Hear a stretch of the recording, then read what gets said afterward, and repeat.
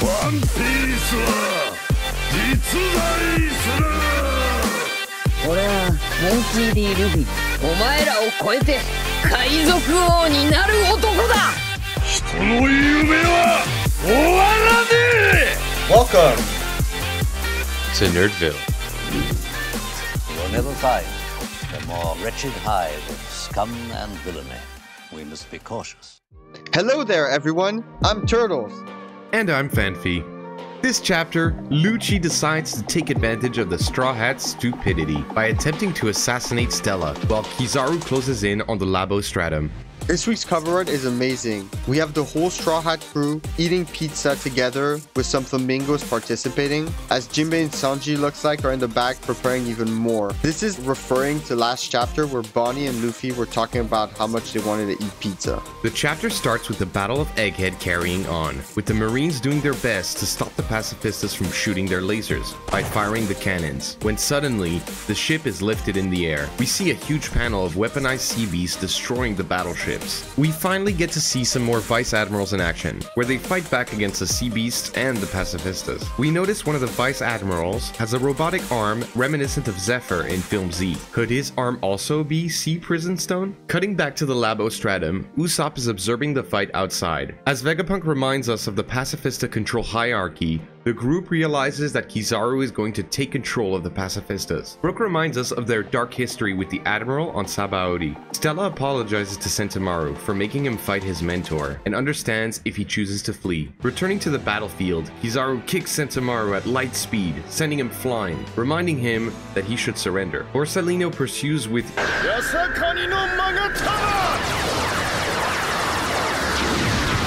a move we have seen him use many times before. While Sentomaru dodges, he apologizes about not running away, but he gave his word to Straw Hat. He finds his axe to counterattack, while Kizaru mocks him for being chummy with pirates. Sentomaru explains that he owes his life to Old Man Punk, and he doesn't care which side he has to take to let him escape. He swings his axe, which Kizaru dodges easily. This is reminiscent of how Katakuri was dodging Luffy's punches by separating his body at the right time while predicting the future. Could Kizaru be using Future Sight? We have seen the Admirals use advanced forms of Haki before, like in Marineford. This leads us into a flashback on how Sentomaru met Kizaru and Vegapunk. After being called to deal with bears attacking on an island, Borsalino notices a kid that took care of all of them. Sentomaru explains that the villagers are wimps, and all he needs is money and a good job, stating that he's tough and doesn't get hungry or anything. Vegapunk asks him what he would do with that money. A drooling Sentomaru answers, "Onigiri." Kizaru bursts into laughter. Vegapunk asks the young Sentomaru if he would become his bodyguard. He accepts. But not knowing how to protect the old man, he goes to Kizaru asking him to be trained.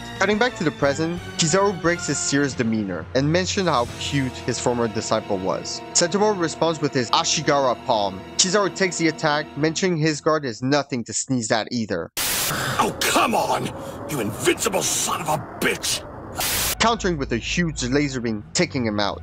As Kizaru says, he's quite durable, but Sentomaru's attack was nothing to sneeze at either, since it was advanced armament. But Kizaru shrugged it off. Like we saw with Kuzan vs Garp, this portrays quite well the durability of all the admirals. The next panel reveals Kizaru holding the authority chip, taking control over the pacifistas, announcing to them that the plans have changed, and now they must protect the fleet while destroying the mechanized sea beasts. While the mechas are being taken care of, we cut back to J. Garcia Saturn, who realizes the loss of the assets are going to be problematic, but that the pacifistas are the more valuable resource, and to keep him updated on the situation. Usopp announces that Sentomaru has been defeated, while Vegapunk is crying due to his friends fighting. He gathers himself and refocuses on the defense system, as Atlas concurs and states his efforts won't be in vain. If you have made it this far into the video, don't forget to smash that like button, subscribe, and hit that notification bell for more One Piece reviews and theories. Do it! This shows how close Vegapunk was to not only Sentomaru but Kizaru, as he is crying over the conflict between the three of them. York, delighted, reminds them that she is also a Vegapunk, and that they will never crack the code.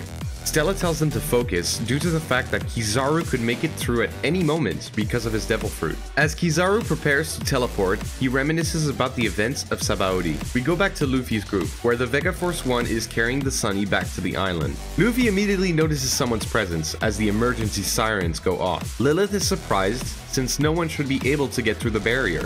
Kizaru, infiltrating the Labostratum, reminds himself of the key objectives: the Power Station, Punk Records, and York, regretting he can't add old friends to that list, referring back to the bond of friendship the three of them share. Kizaru gathers himself and states firmly that eliminating Dr. Vegapunk is their top priority.